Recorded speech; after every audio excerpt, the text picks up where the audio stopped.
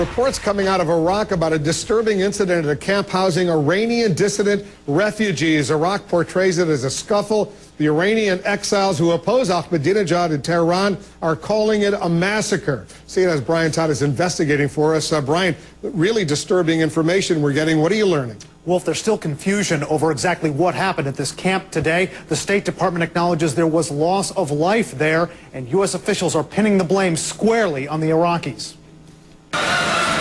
For decades, they've opposed one of America's bitter enemies, the People's Mujahideen of Iran, long a thorn in the side of Iran's Islamic regime. For years, thousands of Mujahideen members have been given refuge at a place called Camp Ashraf in neighboring Iraq.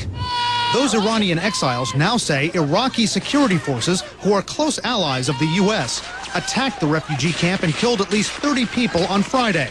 They say women are among the dead.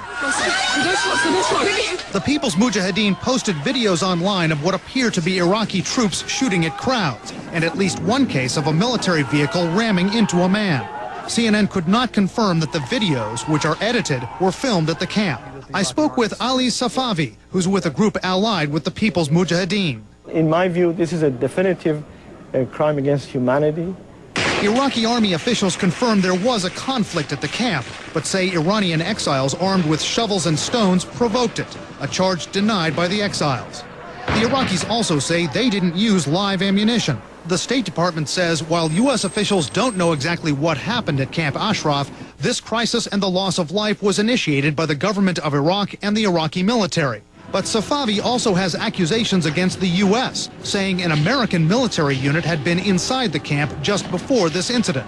Unfortunately, it was ordered out of the camp hours before the attack took place on the residents. Who ordered them to leave? Their command in Baghdad.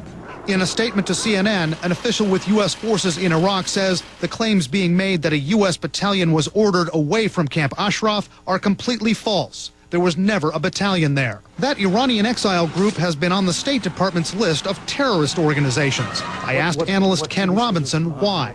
Assassinations. Targeted political assassinations. And have they since renounced all that? They have. I don't have any credible reports that say they participated in that type of behavior in years.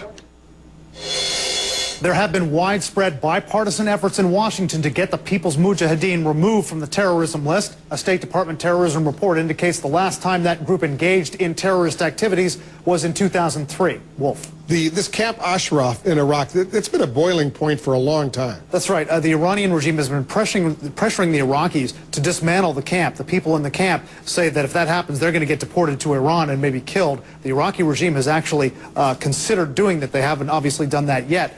The People's Mujahideen told us they believe that the Iraqis, al-Maliki and his government, are taking their marching orders from Iran with regard to this camp and all the actions that have happened there. An Iraqi official we contacted said that's preposterous, not happening. They have had good relations, though, the Iraqi government and the Iranian government. That's right, they have. Thanks, Brian. Thanks very much. Stay on top of the story for us.